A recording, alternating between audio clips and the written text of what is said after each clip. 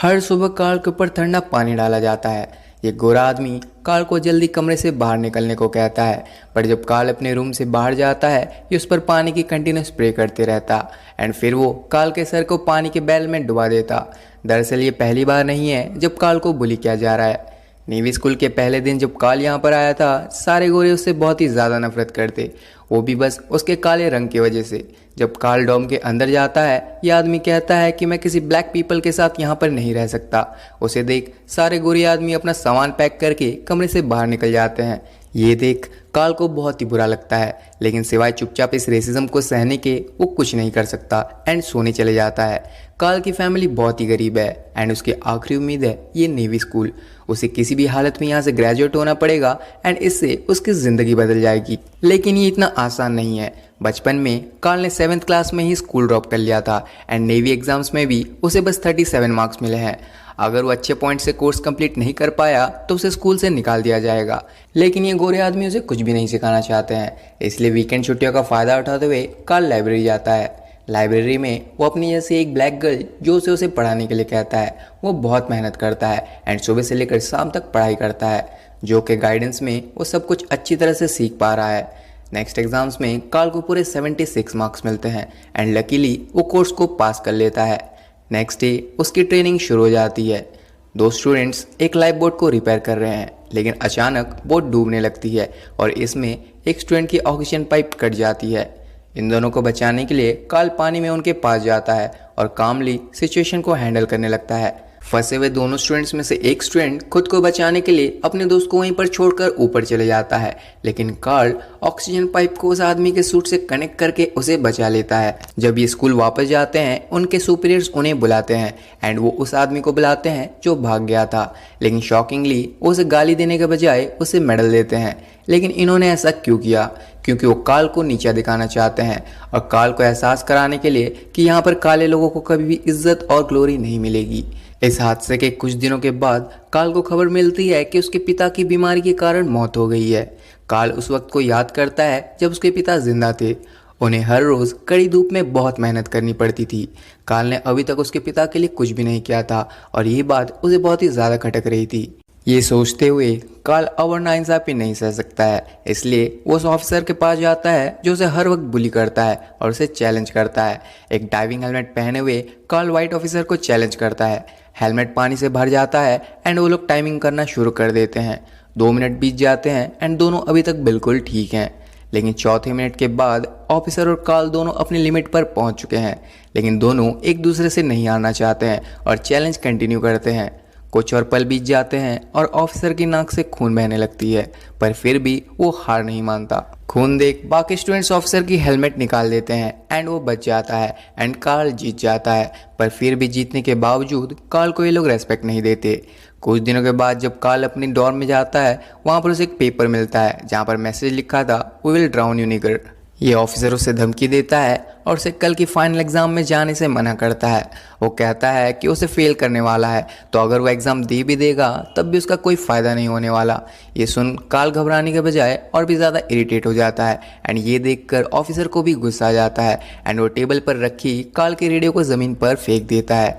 ऐसा करने पर कार्ल को बहुत ही ज़्यादा गुस्सा आता है, क्योंकि ये रेडियो उसके फादर ने उसे दी थी एंड ये उनकी आखिरी निशानी थी। लेकिन वो खुद पर काबू रखता है, क्योंकि सिर्फ एक और रात और कल के एग्ज़ाम के बाद उसका सपना सच हो जाएगा। दूसरे दिन एग्ज़ाम शुरू हो जाती है एंड टास्क बहुत सिंपल है।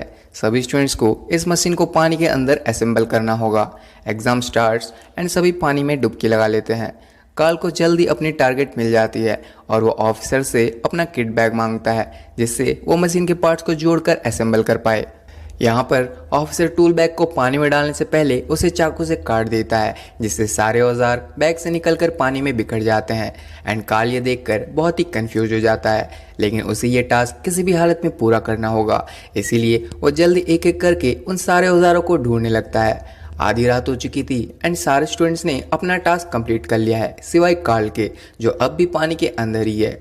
वो लगभग 9 घंटों से पानी के अंदर है एंड इससे उसका पूरा शरीर ठंडा पड़ चुका है। उसके हाथ ठंड से कांप रहे हैं, लेकिन फिर भी वो मशीन को असेंबल करने में लगा हुआ है। इतना वक्त गुजरने के बाद भी कार्ल के गिव अप ना करने पर ऑफिसर उसे कहता है कि उसे हार मानकर ऊपर आ जाना चाहिए, वरना ठंड से उसकी मौत हो जाएगी, जिस पर कार्ल कोई भी जवाब नहीं देता।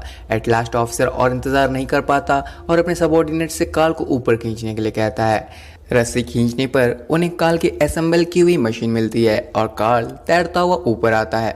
डाइविंग हेलमेट निकालने पर सभी देखते हैं कि कार्ल का शरीर पूरा ठंडा पड़ चुका है, लेकिन उसकी आंखों में अब भी वही जुनून है। ये देख ऑफिसर के मन में कार्ल के लिए इज्जत बढ़ जाती है और कार्ल फाइनली एक नेवी ऑफिसर बन जाता है। डॉम छोड़ने से पहले कार्ल की नज़र टेबल पर रखी रेडियो पर जाती है, जो अब बिल्कुल ठीक हो चुकी है। वो बहुत खुश है, लेकिन अभी ये तो बस शुरुआत है।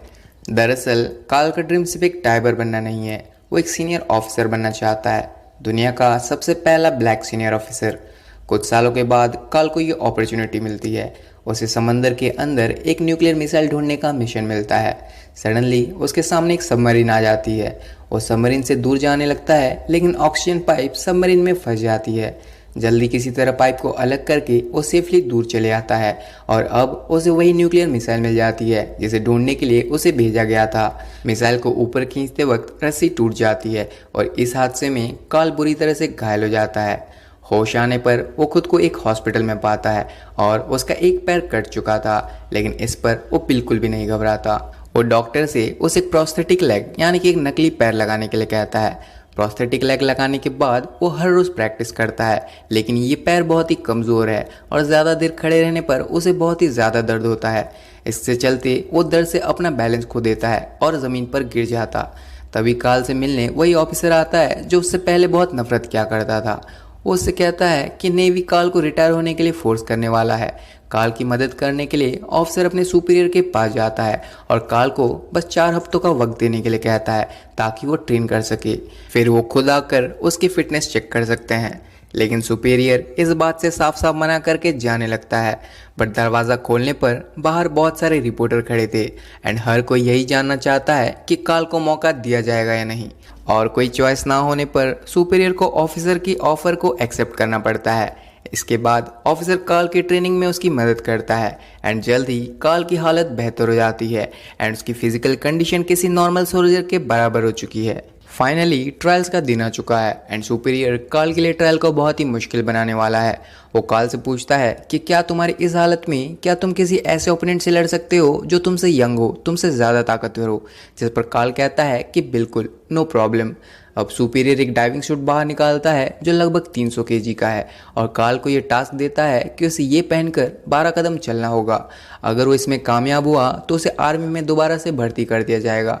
ऑफिसर सूट पहनने में कार्ल की मदद करता है। जब वो उसे खड़े होने में मदद करता है तो सुपीरियर उसे ऐसा करने से मना करता है, इसीलिए कार्ल खुद ही धीरे से खड़ा होता है। सूट काफ़ी भारी होने के कारण इसी में उसकी सारी ताकत खर्च हो जाती है। फिर भी अपने सपने को पूरा करने के इरादे से कार्ल अपना कदम धीरे धीरे करके आगे बढ़ाता है। 7 कदम चलने के बाद उसके पैर में तेज़ दर्द होने लगती है एंड वो अब और आगे नहीं बढ़ पाता। वहाँ पर मौजूद सभी लोग काफ़ी नर्वस थे एंड सुपीरियर कार्ल को गिव अप करने को कहता है, लेकिन ऑफिसर अब भी कार्ल के लिए चीयर कर रहा है। वो उसे आगे बढ़ने के लिए कहता है। दर्द को सहते हुए कार्ल अपने कदम आगे बढ़ाता है और हर एक स्टेप के साथ उसका दर्द और बढ़ता जाता, लेकिन फाइनली वो 300 केजी के सूट में 12 कदम ले चुका है। सभी लोग चुपचाप कार्ल को देखे जा रहे थे। सुपीरियर अपनी जगह से खड़ा होकर ये अनाउंस करता है दैट कार्ल ने खुद को प्रूव कर दिया है और उसे फिर से नेवी में ले लिया गया है एंड ये सुनकर पूरा कमरा खुशियाँ और तालियों से गूंज उठती है। कार्ल पहला डिसेबल्ड पर्सन था जिसे यूएस नेवी में दोबारा से भर्ती किया गया एंड ये एक सच्ची कहानी है। इसके 2 साल बाद कार्ल ब्रेशर का सपना सच होता है एंड वो दुनिया का सबसे पहला ब्लैक सीनियर ऑफिसर बन जाता है and that's a happy ending. तो दोस्तों याद रखना, ऑलवेज फॉलो योर ड्रीम, खुद पर हमेशा भरोसा रखो एंड कभी भी हार मत मानना। अगर आपको ये वीडियो पसंद आया तो याद से वीडियो को लाइक भी कर देना एंड अगर आप मुझे सपोर्ट करना चाहते हैं तो सब्सक्राइब करके बेल नोटिफिकेशन को ऑन कर ले एंड हमारी फैमिली का हिस्सा बने। तो मिलते हैं नेक्स्ट वीडियो में, तब तक